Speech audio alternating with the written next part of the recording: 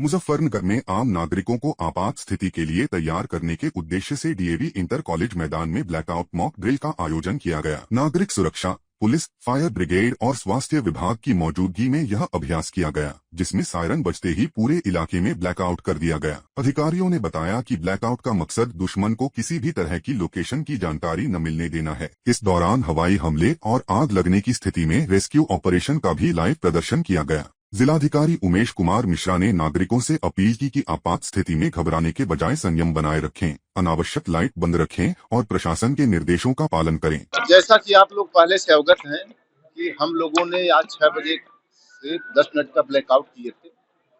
सभी जनपद के नागरिकों के सहयोग से और सभी विभिन्न सरकारी संगठन जो थे और सरकारी विभाग थे उनके और सिविल डिफेंस के सहयोग से हम लोगों ने इसको सकुशल संपन्न किया।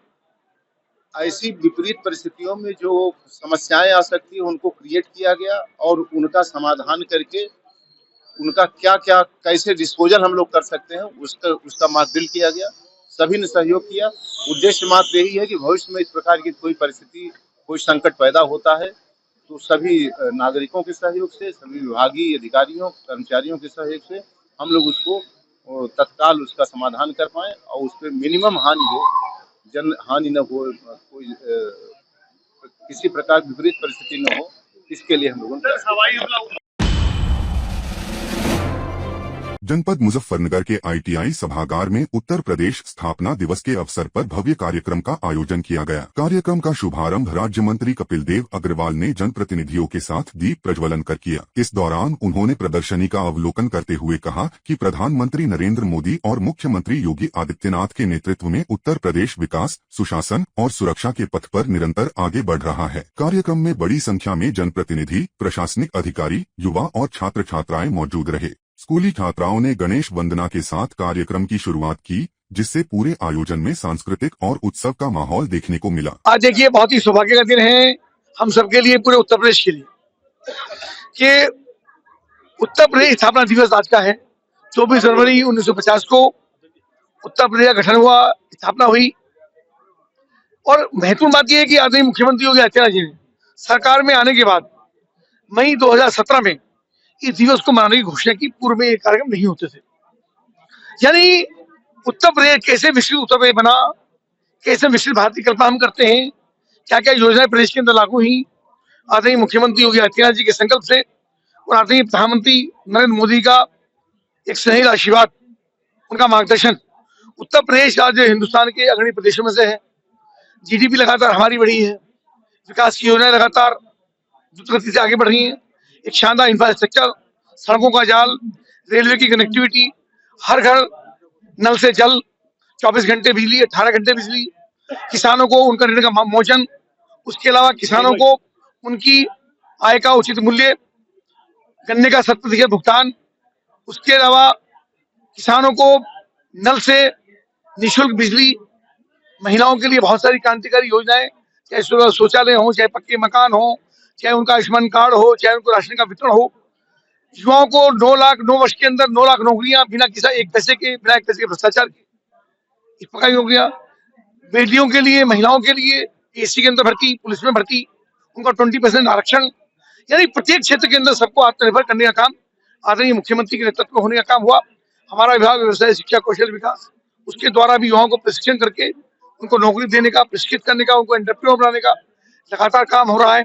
हमारे जनपद मुजफ्फर के अंदर भी अनेक प्रकार की विकास योजनाएं प्रदेश के अंदर लागू हुई, चाहे हाईवे के विषय हो, चाहे बिजली कनेक्टिविटी का विषय हो, चाहे यहाँ पर सड़कों का जाल हो, चाहे रेलवे की कनेक्टिविटी हो, चाहे यहाँ के ट्यूबवेल के निःशुल्क कनेक्शन हो। पूरे जनपद के अंदर सड़कों का बहुत सुंदर, हमारे जिला पंचायत अध्यक्ष भी है, हमारे सामान्य विधायकगण भी है, सबके प्रयास से मुख्यमंत्री का भरपूर आशीर्वाद रहता है और पूरा जनपद लगातार प्रगति कर रहा है, लगातार उन्नति कर रहा है। सभी प्रदेशवासियों को और विशेष रूप से जनपद मुजफ्फर वासियों को बहुत बहुत शुभकामनाएं। मंत्री जी, 2017 से और 26 तक का सफर और उससे पहले क्या अंतर देखते हैं यूपी में? अब आप सब लोग आप भी जानते हैं कैसा गुंडागर्दी का माहौल था, लोग निकल नहीं पाते थे। उत्तर प्रदेश के नाम से कहीं जाकर के किसी प्रदेश में या दुनिया के किसी अन्य देश के अंदर जाकर के होटल रेस्टोरेंट नहीं मिलते थे। हमारा पश्चिम उत्तर प्रदेश, हमारा उत्तर प्रदेश, उसके नाम से लोग डरते थे, भयभीत होते थे। एक गुंडागर्दी का प्रदेश, सड़कों का बिल्कुल गड्ढे सड़कों के अंदर, बिजली आती ही नहीं थी, 4 घंटे 6 घंटे बिजली आती थी। सारी सारी रात किसान को टुएल में बैठ के इंतजार करना पड़ता था कि बिजली आएगी, टुएल चलाएंगे। डकैतियां, लूट, भ्रष्टाचार, महिलाओं के साथ अपमान, उनका तिरस्कार, ये सब चीजें। शिक्षा में नकल माफिया लगातार काबिज थे कि नकलें होकर के और उनको बोर्ड पे भड़का करके समाजवादी पार्टी की सरकार में नकलें कराई जाती थी और जो टॉपर बच्चे थे वो पीछे छूट जाते थे और नकल करने वाले बच्चे आगे चले जाते थे। भ्रष्टाचार नौकरियों के अंदर, एक और बच्चा परीक्षा देता था और दूसरे उसके माता पिता मकान बेचने की और गिरवी रखने की तैयारी करते थे। और सब चीज के अंदर परिवर्तन हुआ है, चेहरे पर खुशहाली आई हुई है और सब जानते हैं कि योगी आदित्यनाथ जी की सरकार में इस प्रदेश ने एक शानदार प्रगति की है और दुनिया के अंदर आज पहचान उत्तर प्रदेश की है और उत्तर प्रदेश हिंदुस्तान का अग्रणी प्रदेशों में शामिल है।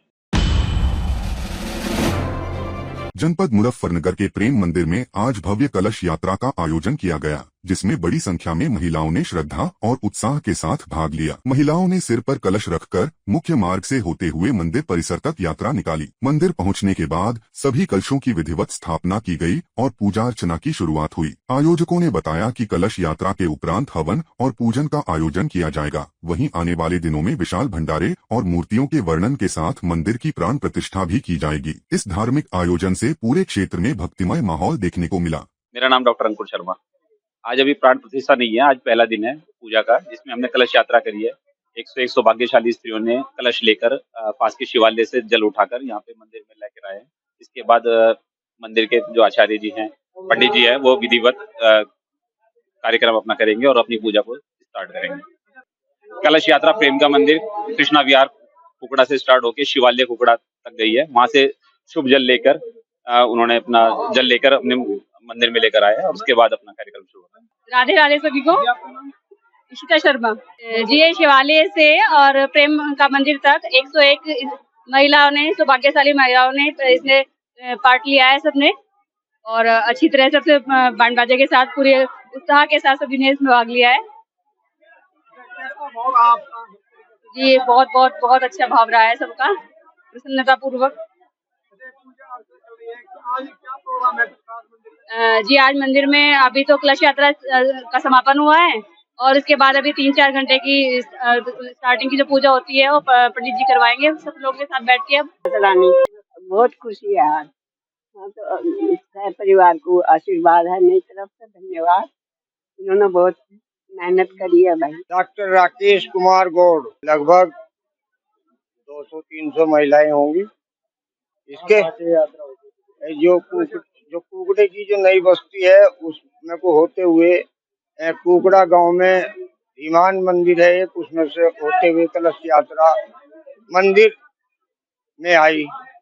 मंदिर में आज प्राण प्रतिष्ठा के लिए पूजा पाठ, हर मूर्ति की जप मंत्र चलेंगे, ये चलेंगे 27 तारीख तक। और 27 में फिर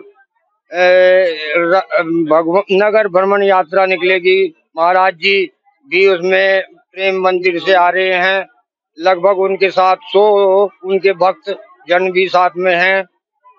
उसके बाद 28 में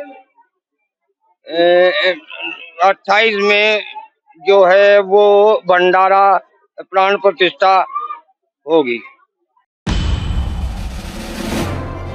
सहारनपुर के अतिसंवेदनशील कोट रोड इलाके में देर रात चोरों ने सुरक्षा व्यवस्था को चुनौती देते हुए बड़ी वारदात को अंजाम दिया है। डीआईजी कार्यालय के पीछे दिल्ली रोड स्थित करंट लेन डायमंड शोरूम में चोर छत की गिरेल काटकर भीतर दाखिल हुए और लाखों रुपए के कीमती आभूषण समेट ले गए। सुबह शोरूम खुलने पर चोरी का खुलासा हुआ, जिससे पूरे इलाके में हड़कंप मच गया। प्रारंभिक अनुमान के मुताबिक 40 से 50 लाख रुपए के जेवरात चोरी हुए हैं। सूचना मिलते ही कोतवाली पुलिस, फॉरेंसिक टीम और वरिष्ठ अधिकारी मौके पर पहुंचे और आसपास लगे सीसीटीवी कैमरों की फुटेज खंगाली जा रही है। हाई सिक्योरिटी जोन में हुई इस चोरी ने सुरक्षा व्यवस्था पर गंभीर सवाल खड़े कर दिए हैं। हालांकि पुलिस का दावा है कि जल्द ही इस मामले का खुलासा किया जाएगा। उसके लोग जो है ऊपर से छत से आए हैं, छत से उन्होंने गैस कटर से जो है छत का जो दरवाजा है उसको काटा है और उसके बाद में यहाँ पर आकर जो शोरूम है उसके जो काउंटर्स हैं उन काउंटर्स में से कुछ काउंटर्स का जो चाबी से एक्सेस किया है, चाबी से उस काउंटर खोला है, उसके अंदर के जो जेवरात थे उनको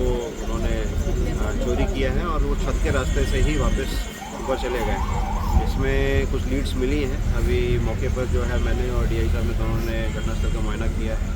इसमें लीड्स मिली हैं और अभी टीम्स का जो गठन किया जा रहा है उन टीम्स उस पर समयबद्ध रूप से काम करेंगे। 5 टीमों का गठन किया गया, एसओटी टीम भी यहाँ पर मौजूद है और जल्दी ही घटना का अनावरण किया जाएगा। लखनऊ में गणतंत्र दिवस समारोह को लेकर तैयारियां अंतिम चरण में पहुंच गई हैं। डीएम विशाख जी ने जानकारी देते हुए बताया कि आज परेड की फुल ड्रेस रिहर्सल कराई गई, जिसमें कुल 65 मार्चिंग टुकड़ियां हिस्सा लेंगी। इन टुकड़ियों में सेना की टुकड़ियां भी शामिल हैं। उन्होंने बताया कि परेड स्थल पर सभी आवश्यक तैयारियां पूरी कर ली गई हैं और प्रशासन की टीमें पूरी तरह अलर्ट मोड पर हैं। सुरक्षा, यातायात और अन्य व्यवस्थाओं को लेकर भी पुख्ता इंतजाम किए गए हैं ताकि 26 जनवरी का कार्यक्रम पूरी गरिमा और अनुशासन के साथ संपन्न कराया जा सके। देखिए, आज 26 जनवरी के सेरेमोनियल परेड के फुल ड्रेस रिहर्सल का आयोजन हो गया है। जो सेरेमोनियल परेड में हमारे टोटल 65 मार्चिंग कंटीजेंट्स होंगे, जो हमारे सेना के मार्चिंग कंटीजेंट्स के साथ साथ पैरामिलिट्री फोर्सेस के भी और जनपद लखनऊ के विभिन्न स्कूल्स के भी मार्चिंग कंटीजेंट्स होंगे। उसके साथ साथ संस्कृति विभाग के द्वारा 9 अलग अलग राज्यों से एकत्रित किए गए कलाकारों के भी प्रस्तुति होगी और 7 अलग अलग संस्थाओं के स्कूल्स के भी सांस्कृतिक प्रस्तुति होगी। 23 झांकी भी इस बार परेड में सम्मिलित हो रहे हैं। परेड के पॉइंट ऑफ व्यू से सारी तैयारियां पूर्ण हो चुकी है और जो हमारी टीम है परेड के लिए पूरी तरह से तैयार है। बसंत पंचमी के बाद अयोध्या में श्रद्धालुओं की भारी भीड़ देखने को मिल रही है। प्रयागराज से बड़ी संख्या में श्रद्धालु अयोध्या पहुंच रहे हैं, जहां वे भगवान श्री राम के दर्शन कर पूजा अर्चना कर रहे हैं। मंदिर परिसर और आसपास के क्षेत्रों में भक्तों की लंबी कतारें देखने को मिल रही हैं। श्रद्धालुओं में खासा उत्साह है और हर कोई रामलला के दर्शन के लिए आतुर नजर आ रहा है। भीड़ को देखते हुए प्रशासन ने सुरक्षा और यातायात प्रबंधन के पुख्ता इंतजाम किए हैं ताकि श्रद्धालुओं को किसी तरह की असुविधा न हो। अयोध्या में भक्तिमय माहौल बना हुआ है और जय श्री राम के जयकारों से पूरा शहर गूंज रहा है। जम्मू कश्मीर के पुंछ जिले में भारी बर्फबारी के चलते जनजीवन पूरी तरह अस्त व्यस्त हो गया है। पुंछ जम्मू राष्ट्रीय राजमार्ग सहित जिले के सभी प्रमुख मार्ग बंद हो चुके हैं, जिनमें मुगल रोड, पुंछ मंडी, मंडी लोरन, मंडी साब्जियां और सुरनकोट बफलियाज मार्ग शामिल हैं। सड़कें बंद होने से आम लोगों को भारी परेशानी का सामना करना पड़ रहा है और कई इलाकों में लोग पैदल सफर करने को मजबूर हैं। बर्फ की मोटी परत जमने से यातायात पूरी तरह ठप हो गया है। प्रशासन की टीमें सड़कों को खोलने में जुटी हुई हैं, लेकिन लगातार बर्फबारी राहत कार्यों में बाधा बन रही है। हालात को देखते हुए लोगों को अनावश्यक यात्रा से बचने की सलाह दी गई है। हिमाचल प्रदेश में भारी बर्फबारी ने जनजीवन पूरी तरह अस्त व्यस्त कर दिया है। चंबा, लाहौल स्पीति, कुल्लू, कांगड़ा और किन्नौर जैसे ऊपरी जिलों में लगातार बर्फबारी और बारिश के चलते यातायात और बिजली आपूर्ति बुरी तरह प्रभावित हुई है। अब तक NH 3 और NH 505 सहित कुल 563 सड़कें बंद हो चुकी हैं, जिससे कई इलाकों का संपर्क कट गया है। वहीं 4797 स्थानों पर बिजली आपूर्ति बाधित होने से लोगों को भारी परेशानी का सामना करना पड़ रहा है। बर्फीली हवाओं और खराब मौसम को देखते हुए प्रशासन ने अलर्ट जारी किया है। प्रशासन की टीमें सड़कों को खोलने और बिजली आपूर्ति बहाल करने में जुटी हैं, जिसमें अस्पतालों और आपातकालीन सेवाओं को प्राथमिकता दी जा रही है।